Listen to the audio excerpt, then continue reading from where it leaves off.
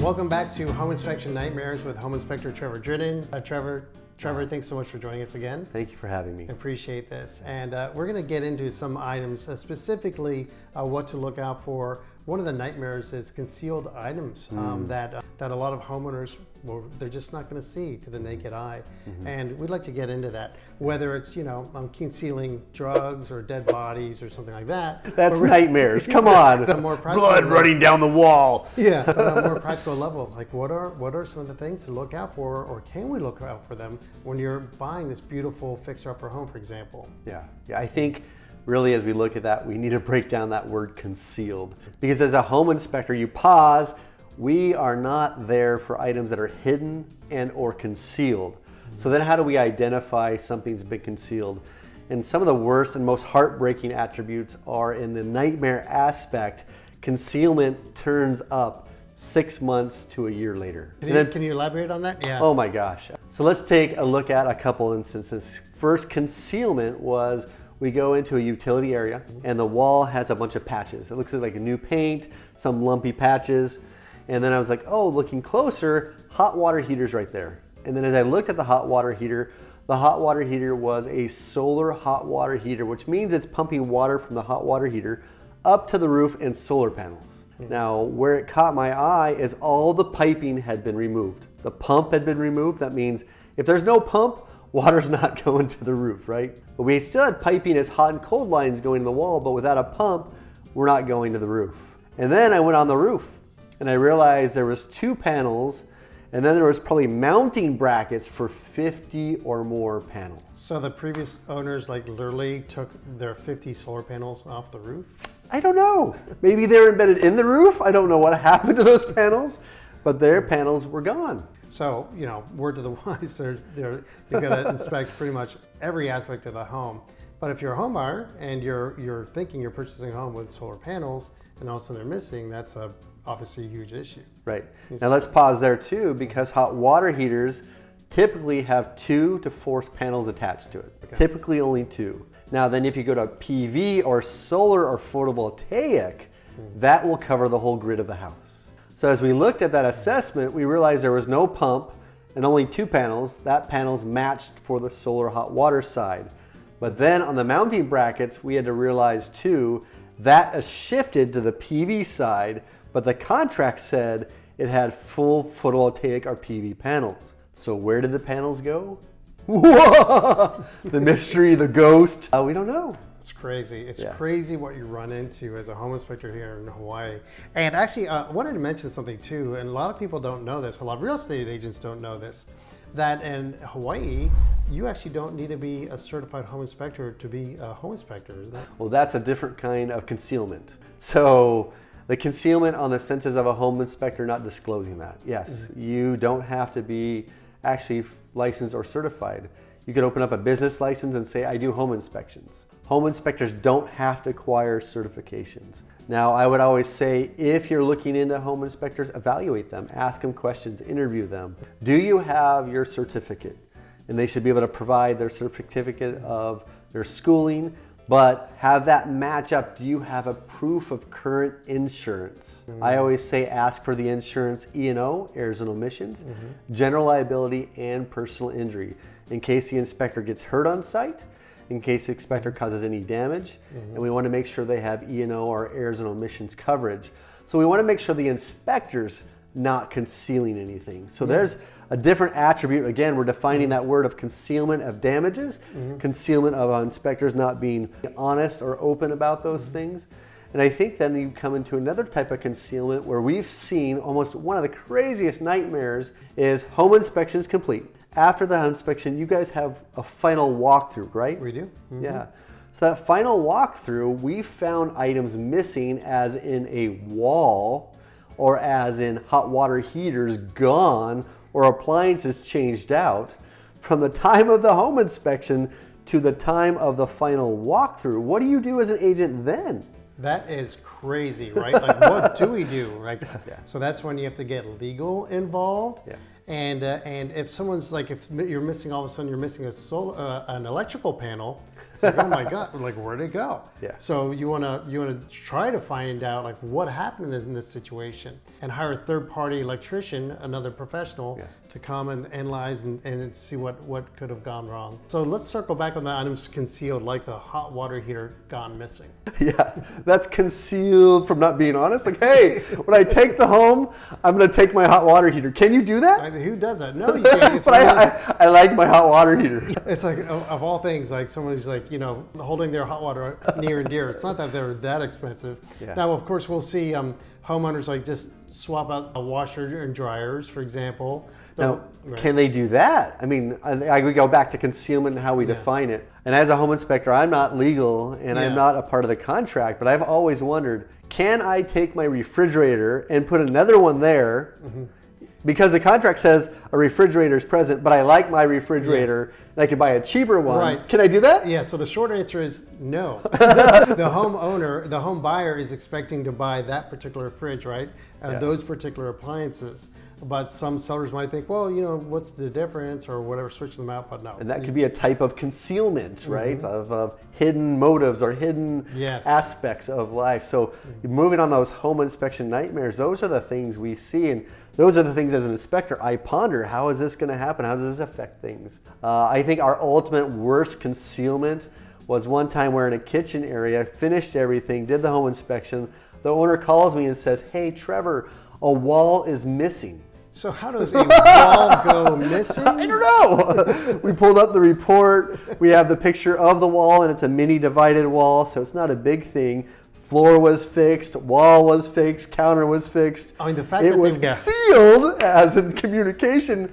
What was in the wall, right? Yeah. What was concealed in that wall? Yeah, maybe that's where they store their cash, like savings, or maybe aunties like ashes were in the wall or something. Right. That's so bizarre. But the fact that they went to the extreme of not just taking it out, but repairing it's not simple to make it look perfect.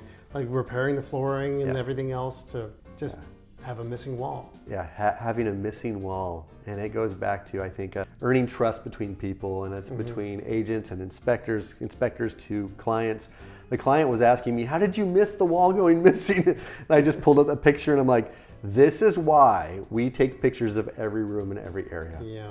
Because if anything between that time gets missing or it's changed out, here's proof. And if things are concealed, we actually lock arms with clients and saying, hey, we did know there was damage on that wall, or maybe there wasn't. Say it was a beautiful wall, but 3 months and 6 months later, issues happen. We'll take pictures of every room for that issue of we can't see in all the walls. Yeah, that's right. Now, can you elaborate a little bit on that? As a home inspector, right, it's not like you can pull down drywall. Right. Like, what are you limited to? Yeah, good question. And I think on that, you got to know, there's an old superhero, and we often know the superheroes today, but Superman is still in existence as he was back then. Superman had X-ray vision. I don't. At 20 years old, maybe my vision was better than it is now, right? And then my vision is getting worse, and I have some help from contact lenses to glasses and things like that. So I can't see into the wall. I'm not Superman. The other attribute is we do use technology as what's called thermal scanning. Now, Chris, if I was to ask you, how would you define that word thermal? So I would think of like some kind of device that can pick up like either heat or moisture readings. Yeah, yeah. So the word thermal is broken down as the heat signatures. So if I'm using a thermal scanner, I'm picking up heat signatures on the walls. At the same time, it could be the lack of heat, so I could pick up cool spots. Now, a thermal scanner cannot detect levels of moisture.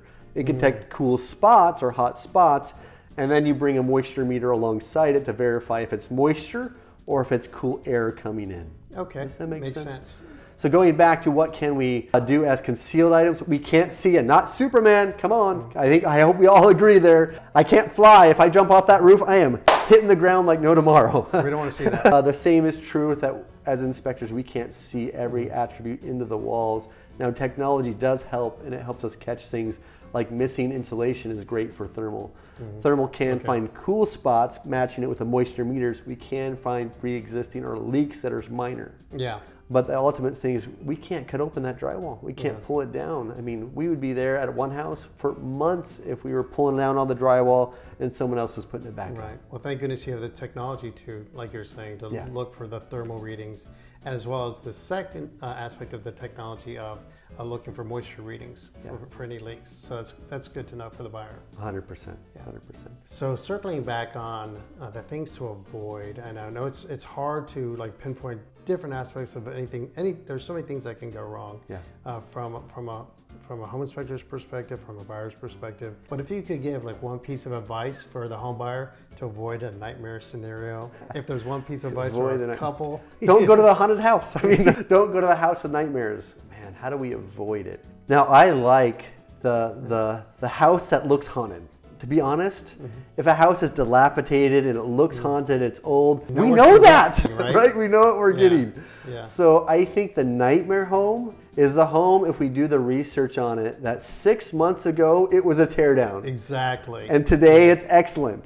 Now, I wish I could get physically fit by lifting weights for 6 months, but I can't. Exactly. So what are the potential, like what are those things that could be hidden that we don't see? Oh my gosh, that's the worst. When it looks beautiful, but 6 months ago it was a teardown. Literally like a lipstick on a pig. Yeah, literally. You know, and now we know that there are some excellent home renovators, excellent investors, and there are also some that might not be. As we look at that as attributes of nightmares or nightmaric situations, I think one of the common ones is single wall construction, because we have that in Hawaii. Now, what is, I guess, a follow-up question to myself as I'm talking out loud. Yeah. What is a single wall construction home, right? That's right. You know, that's a really good question, because of course a lot of people moving from the mainland, they're not used to single wall construction, or maybe they are, like they've seen it in plantation style homes in the South or something. But here, like most of the older homes are single wall construction, and like literally single wall. 1 inch wall. One wall. You know, you got to be careful if you're nailing a picture frame to the wall. Literally, your nail is going through the wall of the house.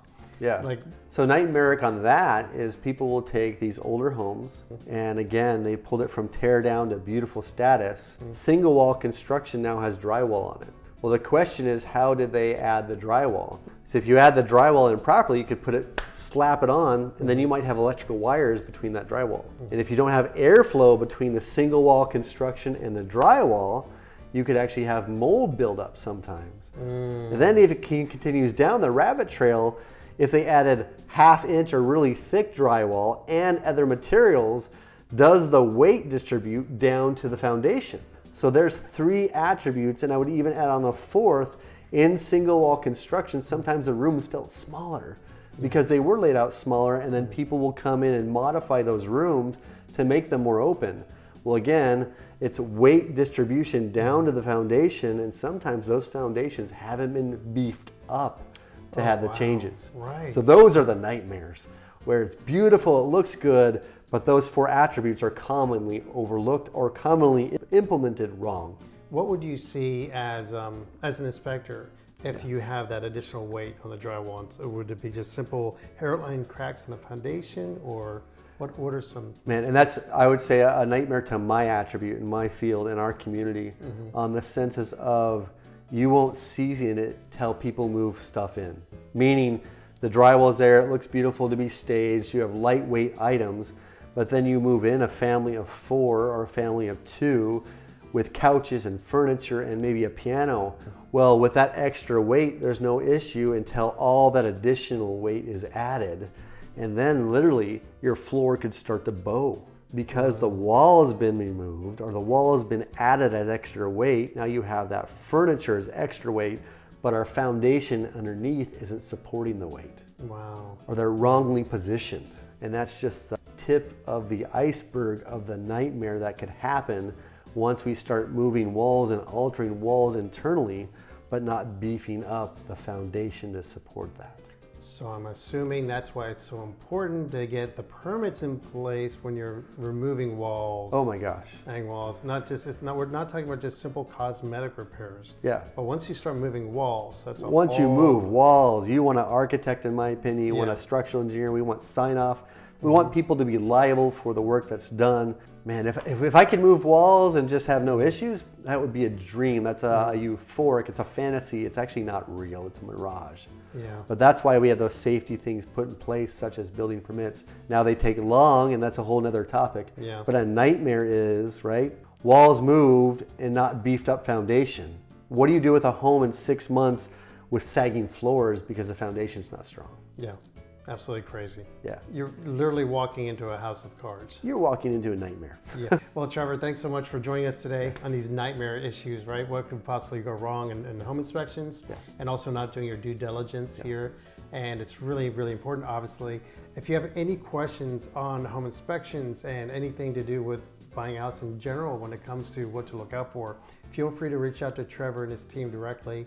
His contact info is below in the comments. And Trevor, thanks so much, man, for joining us today. Really appreciate it. Yeah, no problem. Give this video a like. Bing, bing. Aloha. By the way, if you're thinking about buying or investing in Hawaii, of course, feel free to reach out. You can give me a call or shoot me an email or a text. Whether your move is in 9 days or 90 days, we love it when people reach out to us.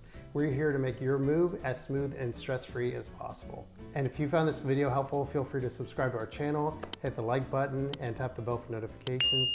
That way you can be alerted when we roll out a new video. Thanks for joining us. Until next time, aloha.